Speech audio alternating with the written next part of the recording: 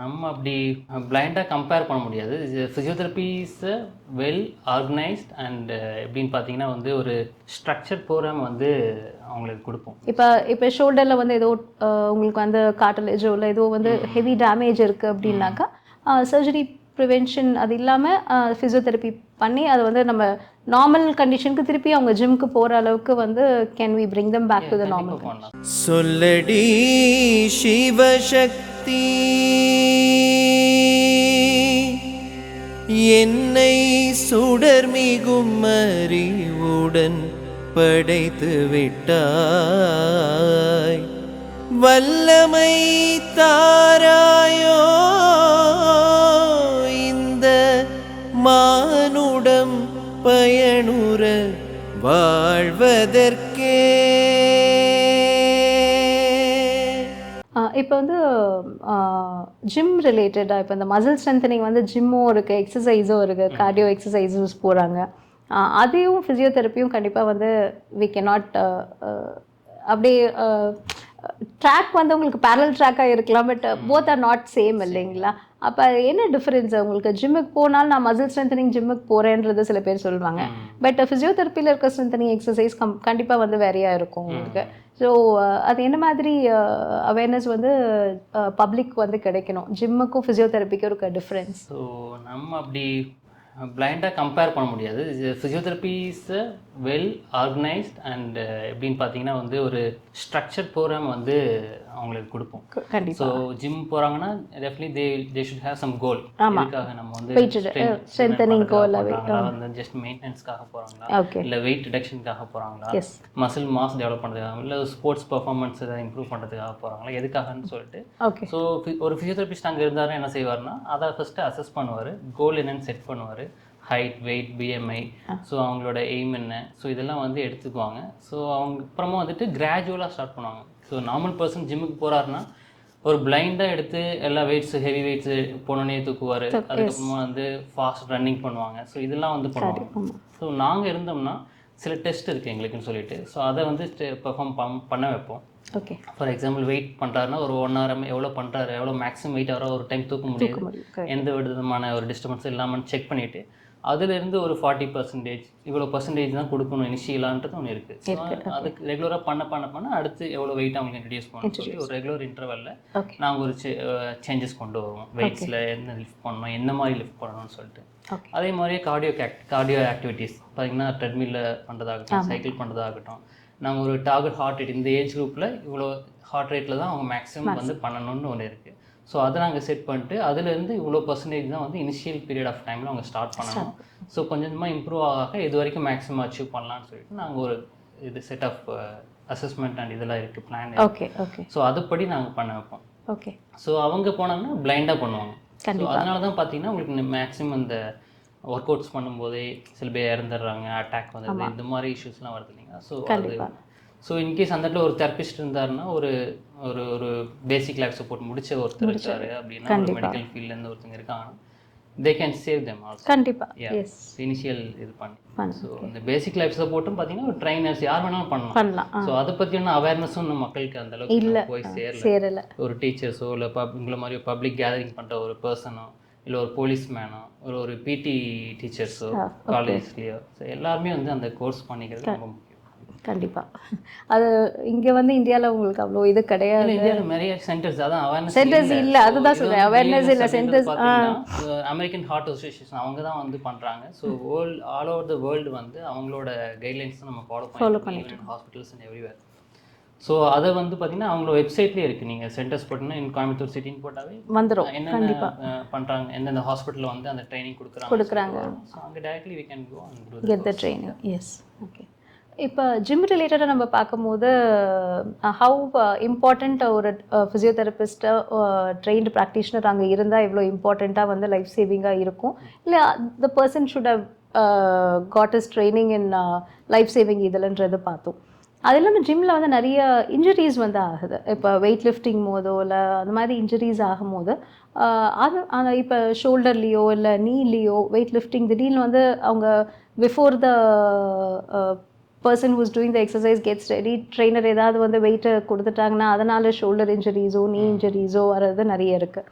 அந்த மாதிரி கண்டிஷனில் வந்து ஃபிசியோதெரப்பி வந்து வித்தவுட் சர்ஜரி ஹெல்ப் பண்ண முடியும். எஸ் எஸ் கண்டிப்பாக. இப்போ ஷோல்டரில் வந்து ஏதோ உங்களுக்கு வந்து கார்டிலேஜோ இல்லை ஏதோ வந்து ஹெவி டேமேஜ் இருக்குது அப்படின்னாக்கா சர்ஜரி ப்ரிவென்ஷன் அது இல்லாமல் ஃபிசியோதெரப்பி பண்ணி அதை வந்து நம்ம நார்மல் கண்டிஷனுக்கு திருப்பி அவங்க ஜிம்க்கு போகிற அளவுக்கு வந்து can we bring them back to the normal பண்ணலாம். So rehab programme set of rehab programmes இருக்குது. ஸோ என்ன அதுலேயும் வந்து சிவியாரிட்டி ஆஃப் இன்ஜுரி என்ன கம்ப்ளீட் இன்ஜுரியா இல்லை பார்ஷியல் இன்ஜுரியா சொல்லி அதெல்லாம் பார்த்துட்டு அதுக்கு தகுந்த மாதிரியான வெயிட் லோட்லாம் கொடுத்து கொஞ்சம் கிராஜுவலாக இம்ப்ரூவ் பண்ணி ரீஹேப் ப்ரோட்டோகால்ஸ் இருக்குது. ஸோ அது ஃபியூ மந்த்ஸ் வந்து அவங்க கண்டினியூ பண்ணுற மாதிரி இருக்கும். ஓகே. ஸோ அதுக்கப்புறம் சில டெஸ்ட் பண்ணி பார்ப்போம். ஸோ அவங்க they are fit R not அப்படின்னு சொல்லிட்டு செக் பண்ணி பார்ப்போம். ஸோ அந்த செக்லாம் வந்து அவங்க பாஸ் பண்ணிட்டாங்கன்னா they can do their normal activity.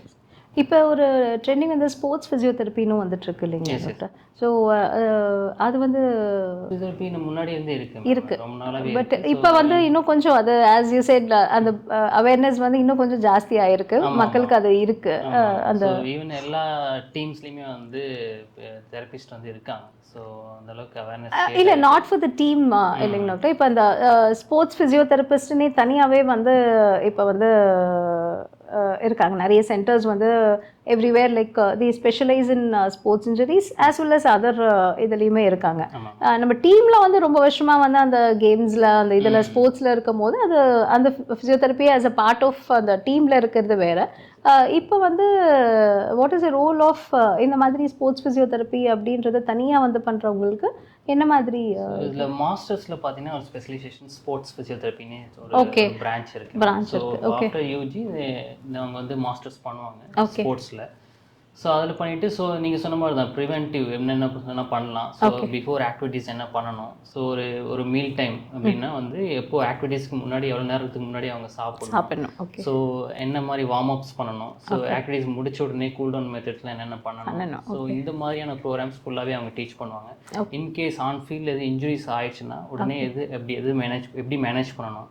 In case ஒரு ஹெட் இன்ஜுரி அந்த மாதிரி ஆச்சுன்னா கூட அதை எப்படி அசஸ் பண்ணிவிட்டு சிவியரா இல்லை சீரியஸ் இஷ்யூவா இல்லை ஒன்றும் பிரச்சனை இல்லையான்னு சொல்லி எப்படி ஆன் ஃபீல்டில் இமீடியட்டாக அசஸ் பண்ணணும். ஸோ இல்லை லெக்லேயோ வேறு any part of the body any injuries ஆச்சுன்னா இது சிவியாரிட்டி பொறுத்து அவங்க வந்து ஆன் ஃபீல்ட்லேயே மேனேஜ் பண்ணுவாங்க. இப்படி இல்லை தே ஆர் நாட் ஃபிட்னா உடனே வந்து டிஸ்குவாலிஃபை பண்ணிடுவாங்க. Okay okay.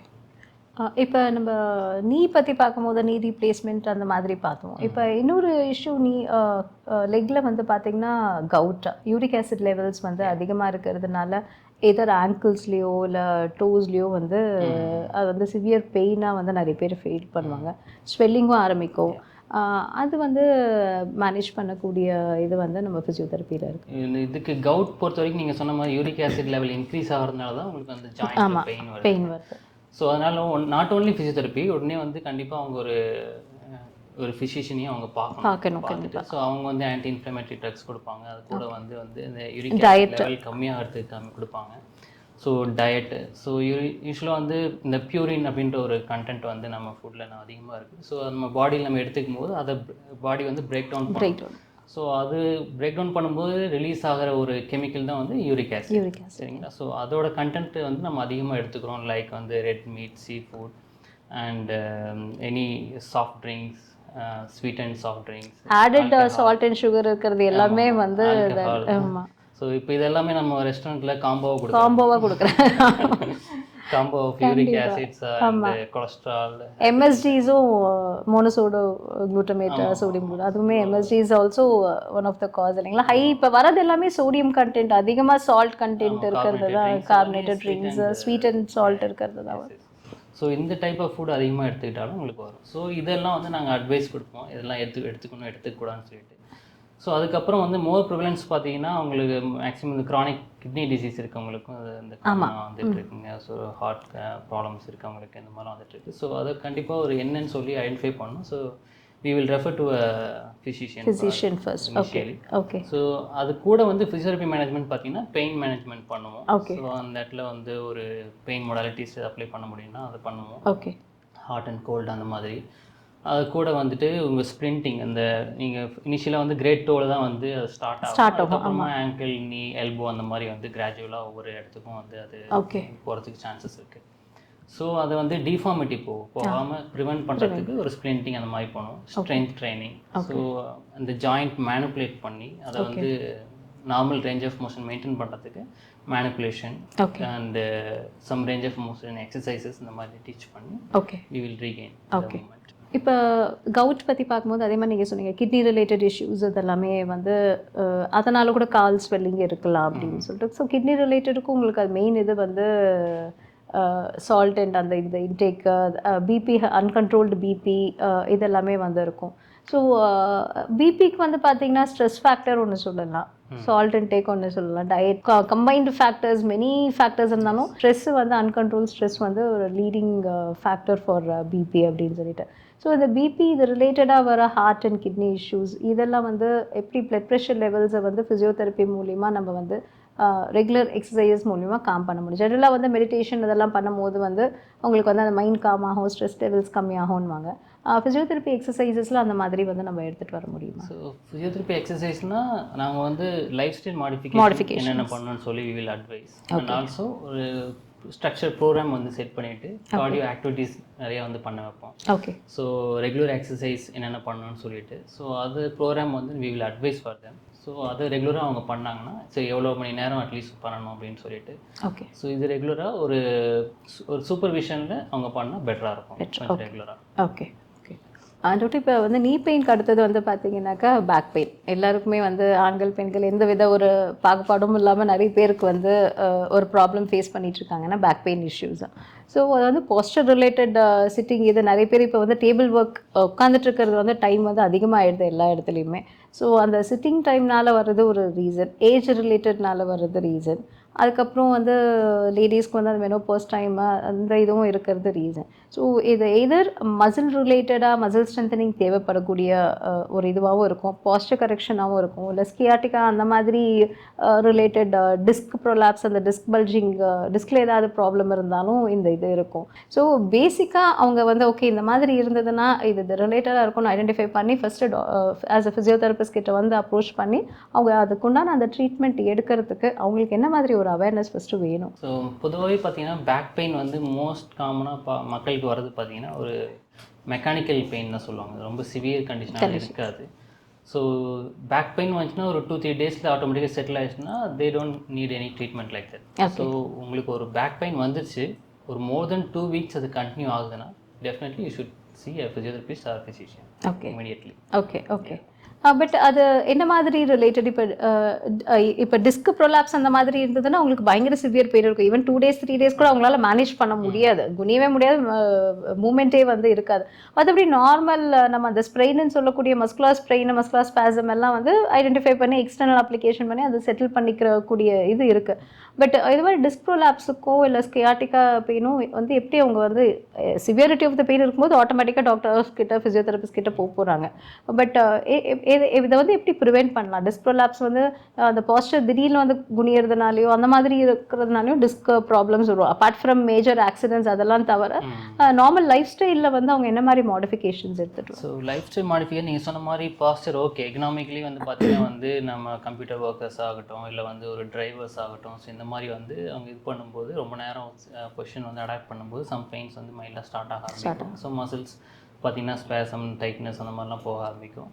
ஸோ கிராஜுவலாக தான் வந்து இந்த சம் டைம் டிஸ்க் அந்த மாதிரி இஷ்யூஸ்லாம் போகிறதுக்கு சான்சஸ் இருக்குது. ஓகே. ஸோ எக்கனாமிக்கலி இப்போ கம்ப்யூட்டர் யூசர்ஸ்னால் அவங்களோட சேர் வந்து இந்த மாதிரி இருக்கணும். ஸோ அந்த டாப் ஆஃப் த மானிட்டர் பார்த்தீங்கன்னா ஐசெட் லெவலில் இருக்கணும்.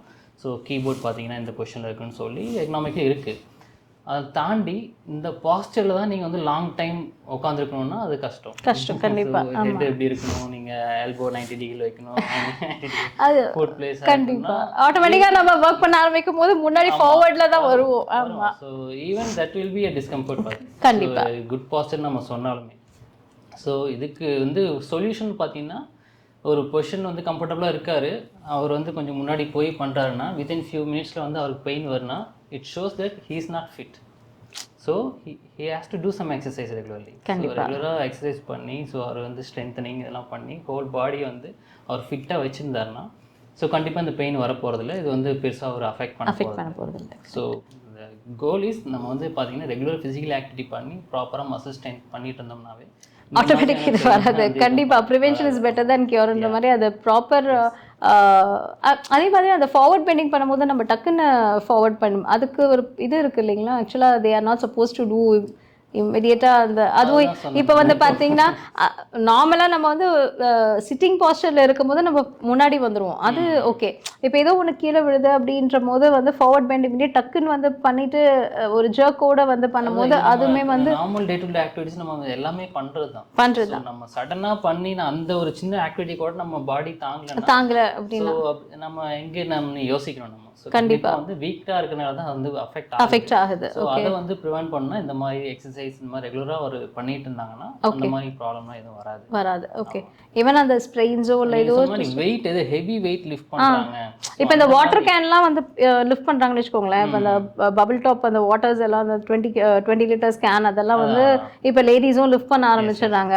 ஸோ அது வந்து ப்ராப்பர் இது இல்லாமல் அந்த வெயிட் தினம் இப்போ என்னைக்கு ஒரு நாள் பண்ணும்போது ஓகே, பட் அது டெய்லி வந்து அவங்க லிஃப்ட் பண்ணிகிட்டே இருக்கும்போது லேட்டர் ஸ்டேஜில் வந்து அந்த ப்ராப்பர் பாஸ்டர் இல்லைன்னா அவங்களுக்கு வந்து பேக் பெயின் வருது இல்லைங்களா? ஸோ அது வெயிட் லிஃப்ட் பண்ணும்போது மட்டும் they have to take care some position. So நீங்கள் மேக்ஸிமம் டுவர்ட்ஸ் பாடியோட க்ளோஸாக வச்சு நீங்கள் லிஃப்ட் பண்ணிங்கன்னா ஸோ அந்த மாதிரி வந்து உங்களுக்கு பெருசாக ஒன்றும் அஃபெக்ட் ஆகாது. ரொம்ப பெண்ட் பண்ணி வெயிட் வந்து ரொம்ப தூரமாக இருக்குது அதை நீங்கள் பெண்ட் பண்ணி இப்படி எடுக்கிறீங்கும் போது உங்கள் பேக் வந்து அஃபெக்ட் ஆகும். ஸோ அந்த மாதிரி டைம் மட்டும் you have to take care. Okay. இப்போ சில இதில் வந்து இப்போ 2 வீலர்ஸில் ட்ராவல் பண்ணும்போதோ இல்லை இப்போ நம்ம காரில் இல்லை பஸ்ஸில் வந்து ட்ராவல் பண்ணும்போது கூட வந்து திடீர்னு பிரேக் அடிக்கும் போது ஒரு ஜர்க் வரும் இல்லைங்களா? பார்த்தீங்கன்னா மேக்ஸிமம் அக்யூட் ஸ்டேஜ்லேயே உங்களுக்கு தெரியாது. அப்போ ஆகணுன்னே உங்களுக்கு தெரிய ஆரம்பிச்சிடும். சடன் இன்ஜுரிஸ் எதுவும் ஆச்சுன்னா கேஸ் வந்து அந்த உள்ள வந்து ஒரு மசிலில் ஒரு ப்ராப்ளம் ஆகிருக்கலாம், இல்லை வந்து லிகமெண்ட் ஸ்ட்ரெயின் ஆகிருக்கலாம். இந்த மாதிரி இஷ்யூஸ்லாம் வந்து உடனே தெரியாங்க, உடனே சிவியர் பெயின் ஸ்டார்ட் ஆகிடும். ஓகே. சொல்லடி சிவசக்தி என்னை சுடர்மிகும் அறிவுடன் படைத்து விட்டாய், வல்லமை தாராயோ